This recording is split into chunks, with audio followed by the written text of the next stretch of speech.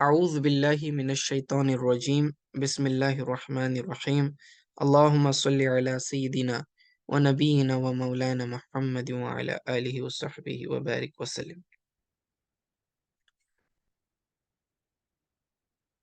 یہ مقدمہ مشکات یعنی شرح مشکات کا اگلا درس ہے، جس کے اندر ہم حدیث منقطع کے بارے میں پڑھیں گے اور پھر تدلیس کے بارے میں بھی پڑھیں گے۔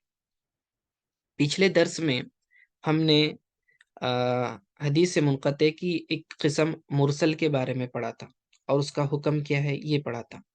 منقطع پہلے کہتے کسے ہیں وہ سمجھنے کی کوشش کریں۔ یہاں اس کی تشریح دی گئی ہے۔ منقطع قطع سے لفظ ہے، یہ قطع کا مطلب ہوتا ہے کاٹنا، قطع کرنا، کاٹنا، قطع تعلق کو کاٹنا، رشتہ داری کو کاٹنا، توڑنا، ٹھیک ہے نا۔ تو منقطع یہ اس میں مفعول ہوتا ہے، اس کا مطلب کٹا ہوا۔ منقطع کا مطلب کٹا ہوا، یہ تو لغوی ترجمہ ہو گئے۔ اب اصلاً یہاں کیا بتانا چاہ رہے ہیں؟ منقطع سے کیا مراد ہے؟ حدیث منقطع سے مراد ایسی حدیث ہے کہ جس کے اندر جو ہے سند منقطع ہو، سند بروکن ہو۔ کیسے بروکن ہوتی ہے؟ کہ اس میں سے کوئی ایک راوی کم ہوتا ہے، ایک یا ایک سے زیادہ راوی، راوی یعنی حدیث روایت کرنے والے، بیان کرنے والے، تو اس میں سے کوئی ایک یا ایک سے زیادہ راوی کم ہو جاتا ہے تو چین جو ہے وہ ٹوٹ جاتی ہے، راوی کی روایت کرنے والے لوگوں کی جو سند ہوتی ہے تو وہ ٹوٹ جاتی ہے، اسی لیے اس حدیث کو منقطع کہتے ہیں۔ تو منقطع کی چند اقسام جو ہم نے پہلے بھی پڑھی ہیں، تو پہلے ایک مرسل ہے، اس میں سے قسم، اسی طرح معدل ہے، معلق ہے اور مدلس ہے۔ تو یہاں سے ہم منقطع کے بارے میں تفصیل پڑھیں گے، اور پہلی چند ایک قسمیں ہم پہلے پڑھ چکے ہیں، ٹھیک ہے۔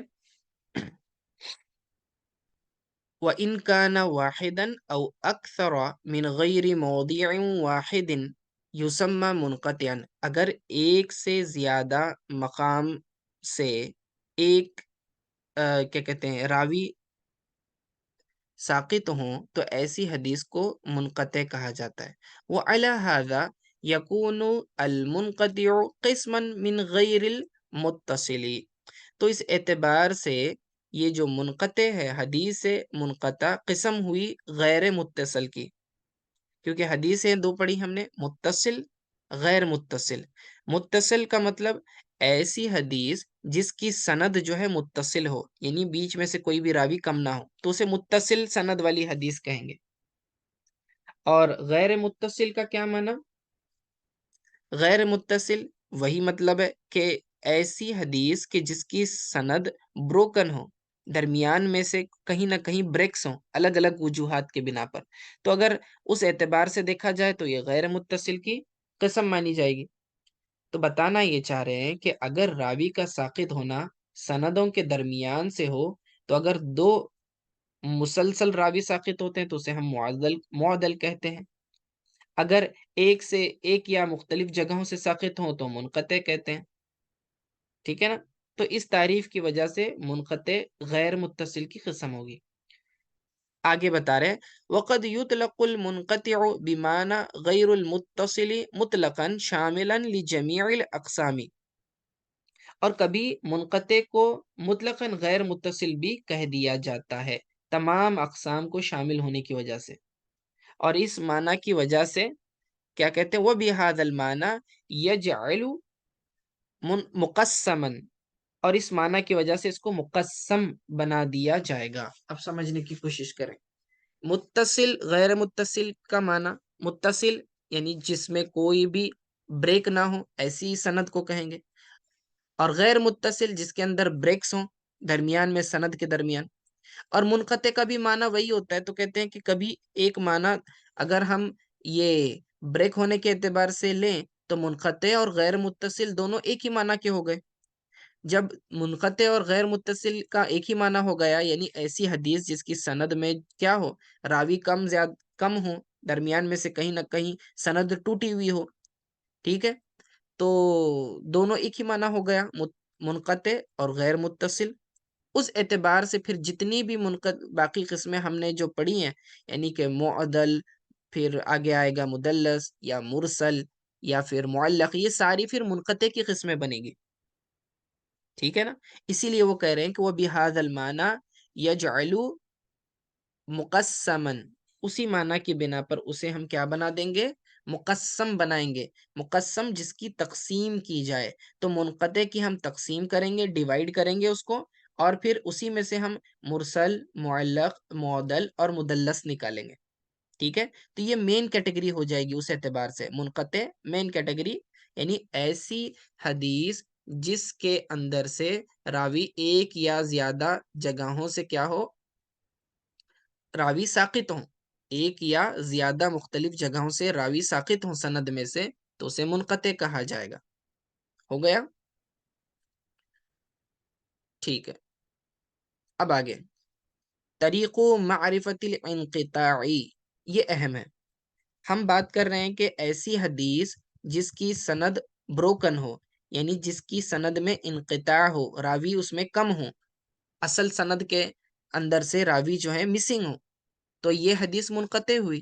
لیکن وہ کون سا طریقہ ہے کہ ہم اس سے انقطاع معلوم کریں، کہ کیسے پتا چلے گا کہ کوئی راوی اس سند میں سے کم ہے؟ ہمیں کیسے پتا چلے گا؟ تو یہ محدثین کے لیے کارآمد اصول ہے کہ محدثین کس طرح حدیث کو منقطع ہے یا نہیں ہے کیسے آئیڈینٹیفائی کرتے ہیں۔ وہ کہتے ہیں کہ یعرف الانقطاع وسقوط الراوی بمعرفت عدم الملاقات بین الراوی والمروی عنہ، اور انقطاع اور راوی کے ساقط ہونے کا پہچاننا راوی اور مروی عنہ، راوی سے مراد جو روایت لے رہا ہے یعنی کہ شاگرد، اور مروی عنہ سے مراد وہ استاد جو حدیث دے رہا ہے، سکھا رہا ہے۔ تو راوی اور مروی عنہ کا مطلب شاگرد اور استاد۔ تو کہتے ہیں کہ انقطاع پہچانا جاتا ہے کس طرح سے؟ کہ راوی اور مروی عنہ کی عدم ملاقات کی پہچان پر، یعنی کہ عدم ملاقات یعنی ملاقات کا نہ ہونا۔ اب مورخین یہ محدثین کیا کرتے ہیں؟ علم تاریخ کے اندر تلاش کرتے ہیں اور معلوم کرتے ہیں کہ بھئی یہ پرٹیکولر شاگرد ہے، کیا اس نے فلاں فلاں استاد سے جا کر ملاقات کی تھی حدیث سیکھنے کے لیے یا نہیں کی تھی؟ اگر اس نے ملاقات نہیں ہے، اس کی ملاقات ثابت نہیں ہے، تو اس کا مطلب اس نے اس سے حدیث نہیں سنی ہے، کسی اور سے حدیث سنی ہے۔ یا پھر دوسرا، اما لعدم المعاصرت او لعدم الاجتماع والاجازت عنہ، تو یہ ملاقات ثابت کیسے نہیں ہوتی ہے؟ تو پتہ کیسے چلتا ہے؟ کہتے ہیں کہ وہ یا تو اس کے زمانے کا نہ ہو، یعنی کہ ان کی جو تاریخ پیدائش وغیرہ ہوتی ہے، وہ کیا کرتے ہیں؟ شاگرد اور استاد کا زمانہ ایک ہے یا نہیں ہے چیک کرتے ہیں۔ اگر استاد کا زمانہ اور شاگرد کا زمانہ ایک ہی ہے، دونوں ایک ہی زمانے میں موجود تھے، تو پاسبلٹی ہے، ہو سکتا ہے کہ ان کی ملاقات ہوئی ہو، ٹھیک ہے نا؟ لیکن اگر استاد کے انتقال کے بعد شاگرد پیدا ہوا ہے، ٹھیک ہے، تو پھر دونوں کی ملاقات ممکن ہے کیا؟ نہیں ممکن ہے۔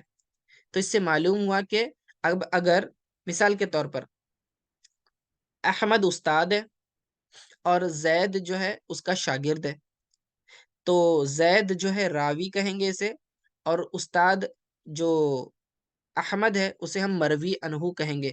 تو زید احمد سے حدیث لیتا ہے، روایت کرتا ہے کہ قال احمد کہہ کر روایت کر رہا ہے، یا حدثنا احمد بول کر روایت کر رہا ہے۔ اب ہم دیکھیں گے کہ واقعی اس کی ملاقات ثابت ہے یا نہیں ہے احمد سے، تو ڈیٹ آف برتھ نکالیں گے، اس کی تاریخ وفات اور پیدائش استاد کی اور پھر شاگرد کی، پھر دیکھیں گے کہ دونوں ایک ہی زمانے کے تھے یا نہیں تھے۔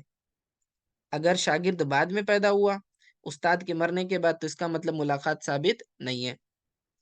یہ بیان کر رہے ہیں کہ ملاقات ثابت نہ ہونے کا کیا مطلب ہے؟ کبھی وہ عدم معاصرت، معاصرہ یہ زمانے کو کہتے ہیں، ہم زمانہ ہونا، ٹھیک ہے؟ یا تو ان کا زمانہ ایک نہیں ہے، یا پھر لعدم الاجتماعی یعنی آپس میں اجتماع نہیں ہوا، یعنی دونوں آپس میں جو ہے ملے نہیں کبھی زندگی میں، والاجازت عنہ، یا پھر راوی کو اس استاد سے اجازت نہیں ہوئی، یعنی شاگرد کیا کرتا ہے، استاد کے پاس جاتا ہے، حدیث سیکھتا ہے، پھر استاد اس کو اجازت دیتا ہے کہ آگے اپنے نام کے ساتھ وہ حدیث کو بیان کر سکے، یعنی دوسروں کو وہ حدیث بیان کر سکے، اس کی اجازت ملنا ضروری ہے۔ بغیر اجازت کے وہ روایت آگے نہیں کر سکتا اس حدیث کو۔ تو اگر اس کو اجازت حاصل ہے اپنے شیخ سے، تو ہمیں اس سے پتہ چل جائے گا کہ ہاں ان کی ملاقات ثابت ہے، کیونکہ اگر ملاقات ثابت نہیں ہوتی تو اس کو اجازت کہاں سے ملتی؟ تو یہ الگ الگ ٹرکس ہیں معلوم کرنے کے لیے کہ یہ ان دونوں کی راوی اور مروی عنہ کے درمیان ملاقات ہوئی تھی یا نہیں ہوئی تھی۔ پھر یہ کیسے پتہ چلتا ہے؟ بحکم علم التاریخ المبین لموالید الروات ووفات ووفیاتهم وتعیین اوقات طلبهم وارتحالهم۔ کہتے ہیں کہ اور راوی کا سقوط، یعنی راوی کا ساقط ہونا، مسنگ ہونا، علم تاریخ کی معرفت سے ہوگا، جو کہ روات جمع ہے راوی کی، روایت کرنے والے، ٹھیک ہے، جو کہ روات کے سن ولادت اور سن وفات بتلاتی ہے۔ یعنی ہسٹری کا علم ضروری ہے۔ تاریخ، ہسٹری کے اندر چھان بین کی جاتی ہے، معلوم کیا جاتا ہے کہ برتھ ڈیٹ کیا ہے اور ڈیتھ کی تاریخ کیا ہے، اور ان کی تعلیم کے اوقات کی تعیین، یعنی کہ وہ جو ان کا علم حاصل کرنے کا جو پیریڈ تھا، ٹھیک ہے، دور تعلیم، جب وہ اسٹوڈنٹ تھے، پڑھنے کے لیے جاتے تھے کہ کون سے مدرسے میں گئے، کس استاد کے پاس پڑھے، کس شیخ کے پاس پڑھے، تو یہ بھی جو ہے امپورٹنٹ چیز ہے۔ اور ان کے سفر کے اوقات کا مطلب، یعنی کہ یہ جو ٹریول کرتے تھے ایک شہر سے دوسرے شہر، ایک ملک سے دوسرے ملک، تو یہ سفر کے اوقات بھی کیا کرتے ہیں؟ بتلاتے ہیں۔ اب مثال کے طور پر شاگرد رہتا ہے ہندوستان میں، زید رہتا ہے ہندوستان میں، اور احمد کہاں رہتا ہے؟ مکہ میں رہتا ہے۔ دونوں کا زمانہ ایک ہے، ٹھیک ہے، دونوں بھی مثال کے طور پر ایئر 2023 میں موجود ہیں، ٹھیک ہے، یہ اس کا بھی زندگی ثابت ہے کہ بابا یہ بھی 2003 میں زندہ تھا اور استاد بھی 2003 میں زندہ تھا۔ یہ اب 2023 کہہ لیں، کرنٹ ٹائم۔ اب یہ کرنٹ ایئر میں دونوں زندہ ہیں، لیکن ان دونوں کی ملاقات کیسے ثابت ہوگی؟ ہو سکتا ہے کہ زید جو ہے حج کو چلا جائے، چونکہ حج میں جو ہے مکہ میں جانا پڑتا ہے حج کرنے کے لیے، اور استاد اس کا مکہ میں ہے، تو ممکن ہے کہ حج کے درمیان اس کی ملاقات ہوئی ہو احمد سے، اور اس نے وہاں دوران حج جو ہے اس سے حدیث اخذ کی ہو، اس سے حدیث لی ہو، تو یہ ممکن ہے۔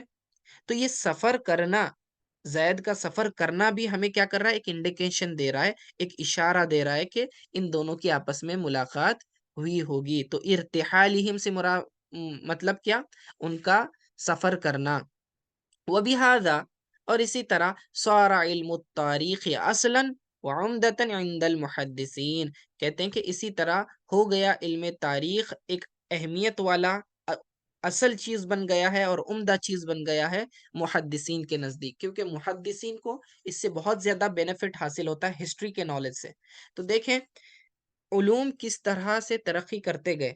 ابتدا میں حضور صلی اللہ علیہ وسلم قرآن و حدیث کی تعلیم دیا کرتے تھے، پھر آگے ضرورتاً جو ہے یہ نالج، جو سبجیکٹس ہیں، بڑھتے گئے۔ حدیث کی چھان بین کے لیے اصول حدیث کی ضرورت پڑی، یہ ایک نئی فیلڈ بنی۔ پھر اس کے بعد جو ہے اصول حدیث میں روات کی چھان بین کے لیے علم تاریخ کی بنیاد پڑی۔ اگر علم تاریخ کو ہمارے علماء محفوظ نہ کرتے تو محدثین کیسے استفادہ کرتے، کیسے فائدہ حاصل کرتے؟ تو ہر زمانے کے علماء نے جیسے جیسے ایک علم کو دوسرے علم کی ضرورت پڑی تو انہوں نے اس کے اوپر محنت کی، بڑی بڑی تاریخ کی کتابیں لکھی گئی ہیں، تاریخ کبیر ہے، البدایہ والنہایہ ہے امام ابن کثیر کی، اسی طرح جو ہے تاریخ تبری ہے، بڑی علامہ تبری رحمۃ اللہ تعالیٰ علیہ نے ہسٹری کی بڑی بک لکھی ہوئی ہے، والیومز میں ہے، بڑے بڑے والیومز میں ہے، یہ عربی میں کتابیں لکھی ہوئی ہیں۔ پھر اس کے بعد سیر اعلام النبلا، اور پھر دوسرے کافی ساری چیزیں ملیں گی، مطلب تاریخ بغداد ہے، علامہ انہوں نے لکھی ہوئی ہے، خطیب بغدادی نے۔ تو تاریخ بغداد وغیرہ ایسی بڑی بڑی کتابیں، تو ہر شہر کی، مکہ کی تاریخ، مدینہ کی تاریخ، عراق کی تاریخ، مصر کی، شام کی، جو جتنے بھی بلاد اسلام ہیں ان تمام کی ہسٹری کو محفوظ کیا گیا، علماء نے محفوظ کیا، اور اس کے اندر کون اس زمانے کے بڑے علماء تھے، ان کے شاگرد کون تھے، ان کے استاد کون تھے، یہ ساری چیزیں نوٹ ڈاؤن کی ہوئی ہیں، اس زمانے کے بادشاہ کون تھے وغیرہ، تو تاریخ ملک بھی محفوظ ہے۔ تو یہ علم تاریخ اتنا امپورٹنٹ بن گیا ہے کہ جس کی وجہ سے یہ کیا ہے، محدثین استفادہ کرتے ہیں، فائدہ حاصل کرتے ہیں۔ جیسے کہ تاریخ ابن خلدون بھی ہے، بڑی علامہ ابن خلدون کی لکھی ہوئی، بہت بڑی عربی میں لکھی ہوئی کتابیں ہیں۔ ہسٹری کے اندر اسپیشلائزیشن اگر کسی کو کرنا ہے، یعنی دینی تعلیم میں، تو بھی کر سکتا ہے، یعنی کامل التاریخ بھی کر سکتا ہے آدمی فاضل بننے کے بعد۔ جامعہ نظامیہ میں بھی یہ چیز موجود ہے، کامل التاریخ کر سکتا ہے آدمی، اور اس کے اندر پی ایچ ڈی بھی کرتے ہیں لوگ۔ تو یہ ایک فیلڈ بن گئی، باضابطہ ایک مستقل فن بن گیا، ٹھیک ہے نا؟ تو فائدہ کیا ہوا؟ دوبارہ سمرائز کرتا ہوں، کہتے ہیں کہ حدیث منقطع کا مطلب ہے کہ ایسی حدیث جس کی سند میں سے کوئی راوی کم ہو۔ اب وہ کمی کا، غیر متصل ہونے کا پتہ کیسے چلتا ہے؟ کہتے ہیں کہ علم تاریخ سے پتہ چلتا ہے کہ کون شاگرد ہے، کون استاد ہے، ان دونوں کا زمانہ ایک ہے یا نہیں، دونوں آپس میں ایک اجتماع ہوا تھا یا نہیں، یا پھر راوی کو جو ہے اپنے استاد سے اجازت حدیث ہے یا نہیں، ان کی ڈیٹ آف برتھ کیا ہے، ڈیتھ کی تاریخ کیا ہے، پھر اس کے بعد وہ طالب علم جو ہے علم حاصل کرنے کے لیے کہیں گیا تھا یا نہیں۔ مثال کے طور پر ایک شاگرد زید ہے، ہندوستان میں رہتا ہے، لیکن وہ جو ہے علم حاصل کرنے کے لیے مصر چلا گیا، ہائر ایجوکیشن کے لیے، جامعہ ازہر میں پڑھ رہا ہے۔ اب جامعہ ازہر کے استاد سے اس کو حدیث کیا کہتے ہیں، حدیث کی اجازت حاصل ہے، تو یہ بڑی بات ہو جاتی ہے، اجازت حدیث حاصل ہوتی ہے، تو پھر ملاقات ثابت ہو گئی، ملاقات ثابت ہو گئی، اور پھر کیا ہوا، اجازت حاصل ہو گئی، تو یہ ملاقات کی طرف اشارہ کر رہا ہے۔ جیسے کہ حال ہی میں ہم کیرلا گئے تھے، تو وہاں پر جامعہ ازہر کے بڑے بڑے شیوخین اور لبنان کے شیخ آئے تھے۔ شیخ اسامہ الازہری جامعہ ازہر کے حدیث کے استاذ ہیں، اور شیخ اسامہ الرفاعی یہ جو ہے لبنان کے گرینڈ مفتی ہیں، وہ آئے ہوئے تھے۔ تو ہم ان کے پاس پڑھے باضابطہ، 4 دن وہاں ان کے پاس رکے، استفادہ کیا، اور پھر ان سے حدیث لی، اجازت حدیث لی۔ تو شیخ اسامہ رفاعی سے بھی ہم نے حدیث کی اجازت حاصل کی، اور شیخ اسامہ الازہری سے بھی ہم نے حدیث کی اجازت حاصل کی۔ اسی طرح جو ہیں ہمارے جو انڈیا کے گرینڈ مفتی ہیں سب سے بڑے، شیخ ابو بکر احمد مدظ اللہ العلی، ان سے بھی ہم نے اجازت حاصل کی۔ تو ایسے مختلف بڑے بڑے شیوخین سے بعض اوقات جو علمی سفر جو آدمی کرتا ہے، تو بڑے بڑے اساتذہ سے ملاقات ہوتی ہے اور حدیث جو ہے حاصل کی جاتی ہے۔ تو یہ اس سے جو ہے ہم زمانہ ہونا لازمات۔ اب میں مصر تو نہیں گیا، اگر میں روایت کروں حدثنا عن اسامہ الازہری بولوں گا، تو لوگ کہیں گے کہ بھائی یہ تو ہندوستان کا آدمی ہے، اور ایک شیخ ہے جو مصر کا رہنے والا ہے، وہ اس سے روایت کر رہا ہے، حالانکہ اس کا تو جانا ثابت نہیں ہے، لیکن ان کا آنا تو ثابت ہے کہ اس زمانے میں ہم دونوں ہم زمانہ ہیں، اور وہ جو ہیں ہندوستان تشریف لائے ہوئے تھے کیرلا میں، تو ہماری ملاقات ثابت ہے۔ اس کا مطلب میں حدثنا لفظ کے ساتھ روایت کر سکتا ہوں، یعنی اس حدیث کی چونکہ اجازت حاصل ہے، اور اجازت کی سند بھی ہوتی ہے باضابطہ، آپ کو سند ملتی ہے۔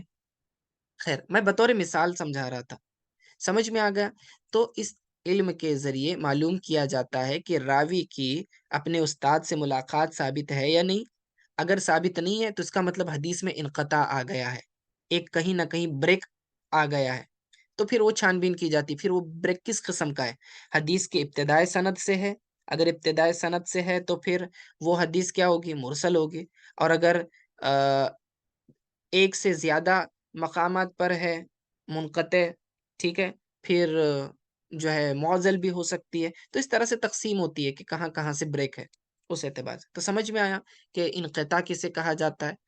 تو یہ جو منقطع ہوئی، پھر اس کی باقی قسمیں بنیں گی، مرسل، مرسل حدیث، معدل حدیث، معلق حدیث، اور مدلس۔ مدلس کے تعلق سے انشاءاللہ پھر ہم اگلے لیسن میں پڑھیں گے، ٹھیک ہے، کہ مدلس کہتے کسے ہیں۔ آج کے لیے اتنا کافی ہے۔ وصلی اللہ تعالی علی خیر خلق محمد و آلہ و اصحابہ اجمعین برحمتک یا ارحم الراحمین۔